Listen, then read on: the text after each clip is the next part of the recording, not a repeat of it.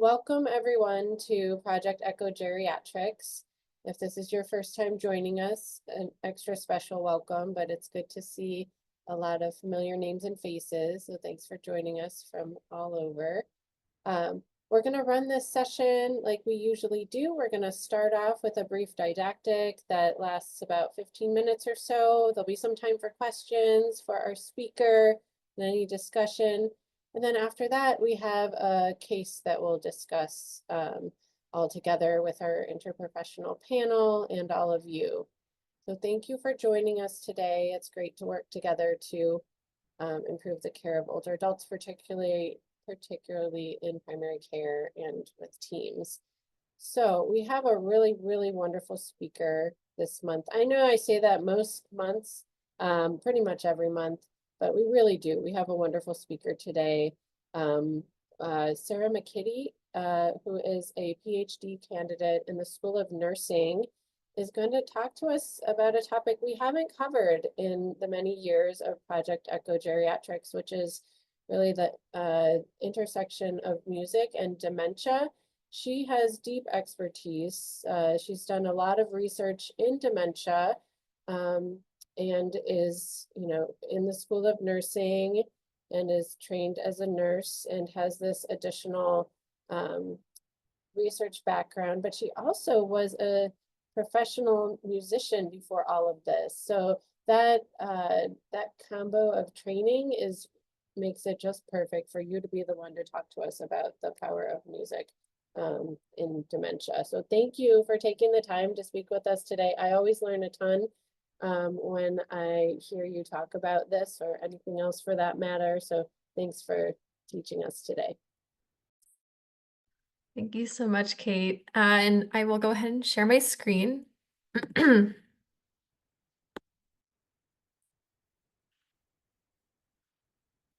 right. So yes, thank you so much for that really kind introduction. I'm really happy to be able to join you all today. And as Kate mentioned, my background is in music and nursing. And I'm also involved with the UW Medicine Cognition and Primary Care team with Dr. Barak Gaster leading that, as well as the School of Nursing, Dementia, and Palliative Education Network. And so my research involves music-based interventions for dementia, as well as, cognitive health, and I'm interested in critical gerontology topics and theoretical work in nostalgia. So for many of us, music is very deeply tied to memory, identity, and our emotions. And so today I wanted to share a bit of, what we know about the science behind this. And so we'll look at what's currently known about the links between music and the brain, and we'll go through some of the key mechanisms, highlight some of the evidence on how music is being studied in people living with dementia, and then I'll close with how to utilize or discuss music in different care settings. But first, if it's all right with you all, I'd like to take us back about 4 million years ago to offer a sense of when music essentially emerged, or at least how we think it did. Because I really thought that to understand why music is so powerful in the brain and why it is so potent in neurodegenerative diseases, it's really valuable to look at how it evolved alongside us and how it is deeply entwined with how humans learned to move and communicate and make meaning together. We can actually trace music back to the rhythm of walking. Once early humans began to walk upright, we developed a new relationship with time, space, and movement, and music, of course, evolved alongside that. Evolutionary biologists and musicologists think that the basic pulse in music, as we know it today, is essentially a representation of our footsteps, so our bipedal walking. So like 1, 2, 3, 4 would be like a basic meter built on 2. And what makes music distinct is how our brains connect movement and sound. When we hear rhythm, we often move. We might tap our feet or move side to side or even imagine motion.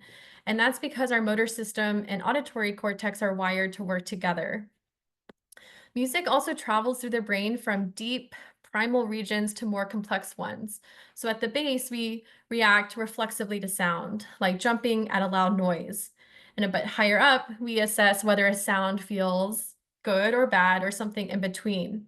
And then we reach the emotional centers, so the amygdala and eventually the neocortex, where we process structure, harmony, and expectations where the music will take us.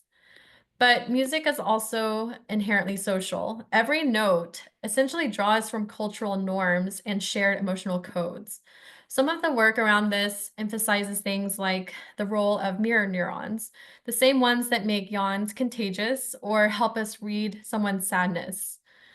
And music is a way to experience these far-ranging emotions. So even things like fear, if you think of a scary movie with all of a sudden like high-pitched strings or a sudden kind of wash of sound or bolt of sound, it can have these hair-raising physiological effects on us. And at its most powerful, listening becomes a form of mental time travel because it has this way of reconnecting us with our own memories. There's a quote that music is an umbilical cord to Mother Nature because despite the acquired complexity of music over time, it is something that remains to tie us to our bodies, our ancestors, and one another.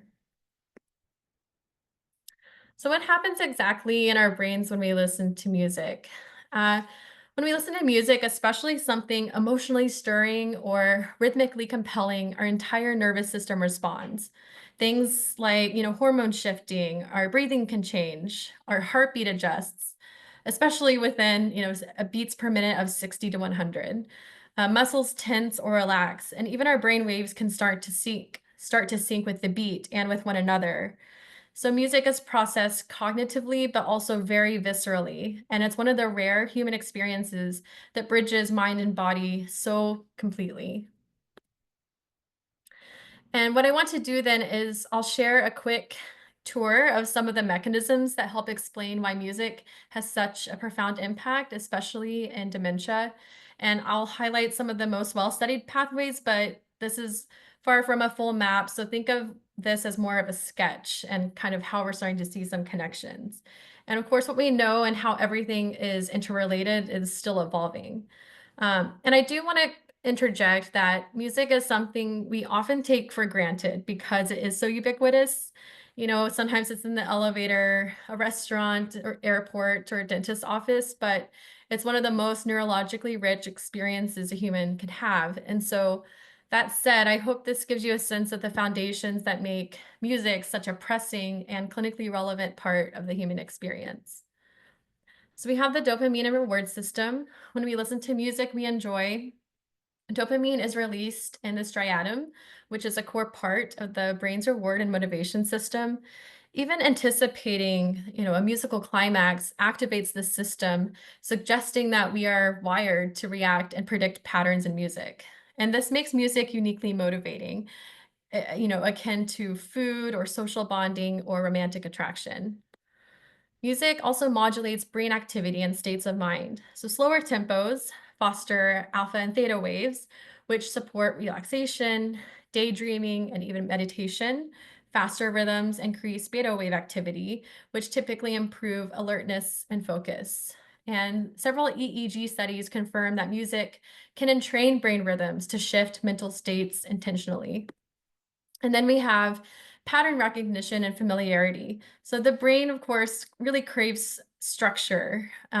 Music, especially familiar music, offers predictable, patterned input that reduces cognitive load. And if you think of in high stress settings or with cognitive impairment, this scaffold can anchor attention, kind of acting as a way of mentally grounding oneself. And then pain perception. Music, does not eliminate pain per se, but it can alter perception of pain. It has the capacity to shift attention, uh, decrease anxiety, and reduce the need for, some pharmacological sedation in some contexts. Music activates the limbic system, which supports mood regulation and memory retrieval. And music entrains physiological systems. Slow music, as mentioned, can help decrease heart rate, respirations, and blood pressure. And fast music increases arousal and readiness. And then we have distraction and attention redirection. Music can shift focus from pain, anxiety, or intrusive thoughts and redirect this cognitive load to something more desirable or therapeutic. And then also, music improves sustained attention and task engagement for some. So, mental clarity and acuity. And in cases of, ADHD, dementia, or brain injury, structured auditory input can increase cognitive performance as a supportive intervention. So, to zoom in a bit more directly to dementia and Alzheimer's disease, there's been a proliferation in studies and interest in the various links between music and the brain, specifically in cases of neurodegenerative diseases. Music-based interventions, or MBIs is how I'll refer to them, are increasingly used in dementia care and research. But before I go into the clinical application, I'm going to run through what actually constitutes an MBI. And so while distinct from formal music therapy, NBIs typically refer to structured, goal-oriented uses of music that do not require a board certified music therapist. So you could consider kind of an analogy of thinking of a clinician or practitioner that actually administers cognitive behavioral therapy or CBT. But then there's also alongside that a whole, interdisciplinary, interprofessional area of research that studies CBT. And so on a more technical level, in MBIs, we consider core elements like melody, harmony, rhythm, other things like tempo and timbre as figure A illustrates. And then moving to figure B, MBIs are often categorized as receptive, or listening to music, or active, so singing, playing, or moving to music. But these categories aren't always clear cut and mutually exclusive. So if you think of tapping along to a familiar rhythm or emotionally engaging with a piece of music, those obviously involve both sensory and motor systems. And in fact, there was a study that looked at musicians, so brain imaging, I think through fMRIs, musicians thinking about playing their instrument ended up activating more brain regions than the same musicians actually physically playing their instruments. So do with this what you will, but basically, I think it just shows that there is a spectrum to when it comes to musical engagement. And so with this blossoming area of research, a through line kind of major challenge is replication. There's a lot of fidelity issues and of course standardization. So unlike, medications or physical activity programs, there's really no agreed upon dosage of music yet, no generalized recommendation for how long, how often, or what kind of music should be used, although we know that personalized music is preferred in many cases. Also, the idea of what is really an adequate control group. This is especially complex and salient with dementia, where individuals' histories with music vary widely and personal relevance can significantly shape the response. Something else that comes up that I want to mention is, what is the net impact of NBIs over time? Do they meaningfully slow cognitive decline, improve quality of life and well-being, or support care partner relationships in lasting ways? And these, of course, are difficult questions, and much of the work has been around immediate post tests, around acceptability more so after an MBI or program. But these questions also, for me, pointed to a larger one, which is what does it mean and what measures are valuable to meaningfully engage with someone whose world is shifting? And perhaps something like the impact of music is not going to be traditionally measured in the same way as a pharmacological one. And I was thinking back, I do have several family members who have had dementia. And if music can offer even a moment of solace in the entire day or week, or rekindle seconds of a connection between spouses or perhaps a parent and child when so much else feels lost, the precise dose response aspect becomes a little bit less central, especially given the progressive nature of dementia, but also the salience of the course of dementia. And so, as figure C maps out, this wide distribution across brain systems is part of what makes music such a versatile therapeutic tool. And that's where music holds unique potential and where thoughtful, evidence-informed intervention design becomes especially important. I wanted to quickly share this infographic that is part of a campaign by the AARP and their new Brain Health Action Collaborative. And the AARP really saw how music was a great kind of conversational pathway to invite people to talk about brain health and neurodegenerative diseases. And this is the music for the Dementia Journey graphic. And I also shared this with Amy, so it's available as a PDF. And it's a really practical reference for how music can be integrated into someone living with dementia into their life across different settings. And some of this, upon first glance, may look very simple and obvious, but when there's no structure or reference for these recommendations, it can be so easily missed or lost. And so one main takeaway is that music can travel with the person across different care contexts, and it can and should be accessible across these different environments as well. And so now are some kind of more clinically oriented assessment and implementation tips for music. So ask about music preferences. You could start with the patient. You can also ask the care partner or family members, what music did they grow up with? What do they still respond to? We know that personalizing selections increases engagement and reduces the risk of overstimulation or agitation. It's also a good time to assess hearing health and sensory sensitivities.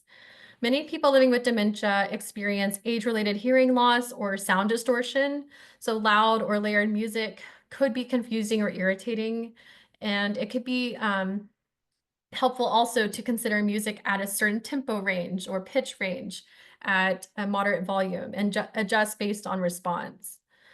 And then explore past music therapy or music-based activities. So if the patient or family has tried music therapy before, ask how it went. Did it help with mood? Was it individual or group-based? This really informs whether to continue, adapt, or try a different approach. And then thirdly, collaborate with music therapists when available. Music therapists bring deep skill in modulating, pacing, and things like musical structure to match cognitive and emotional states in real time.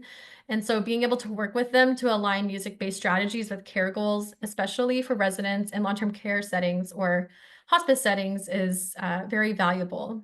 But it's also good to clarify the intention. So is the goal to improve mood? Or it could be things like reducing anxiety, supporting sleep, or increasing social interaction. Or if I think of dementia, helping with apathy, which is something very different than trying to bring someone down from a heightened state. And so these clear aims help set realistic expectations and allow you to evaluate whether the intervention is working over time or just the use of music.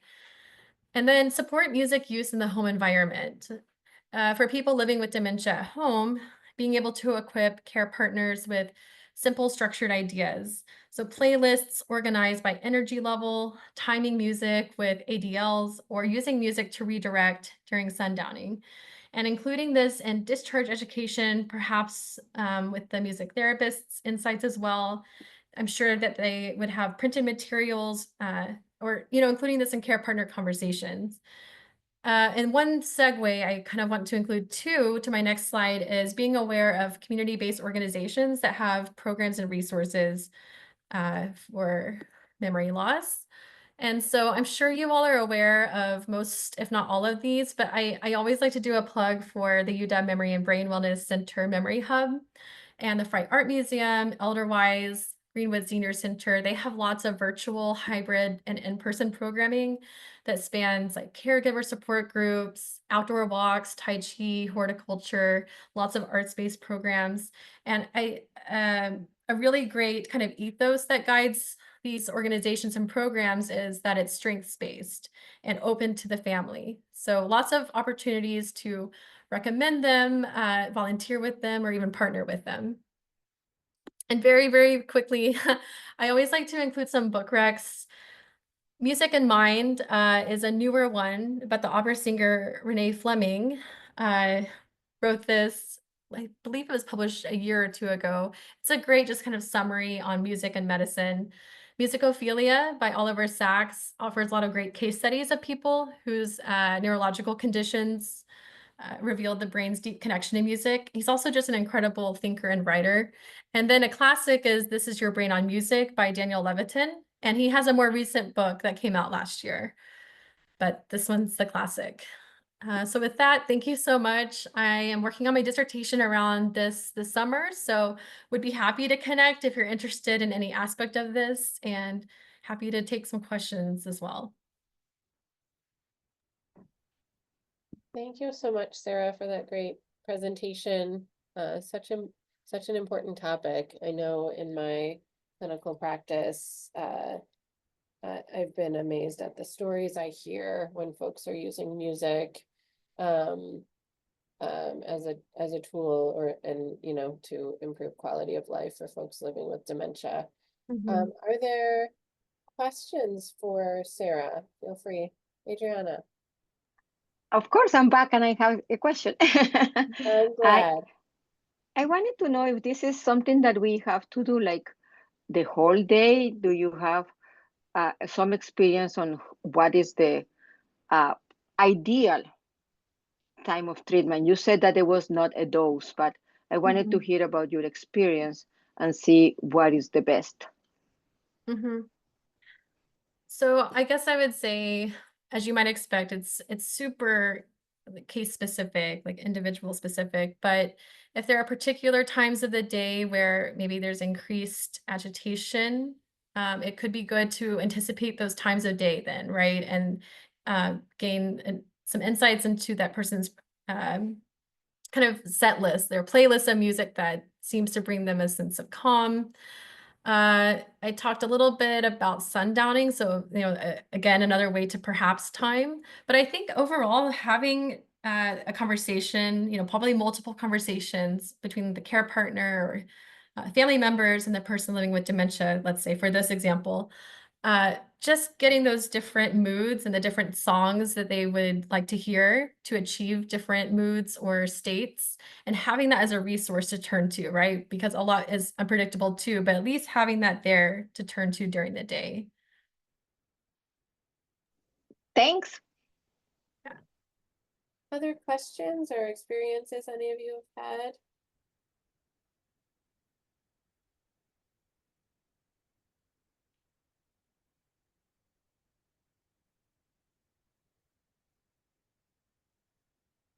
Yes.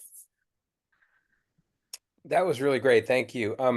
I'm curious, are there resource lists like you mentioned that sort of slower songs with slower beats are good for sort of, I think I heard you right, calming. Like, are there ways to identify, certain songs or types of songs that would meet those sort of uh, criteria, Mhm. or you just sort of have to kind of play it by ear and figure out what works best for individuals? Certainly, yeah, it would become iterative pretty fast, but there are a lot of great music therapy resources, and I would be happy to share this with Amy afterward too, that have, some examples from different genres and that match different states that could at least be a template to get started.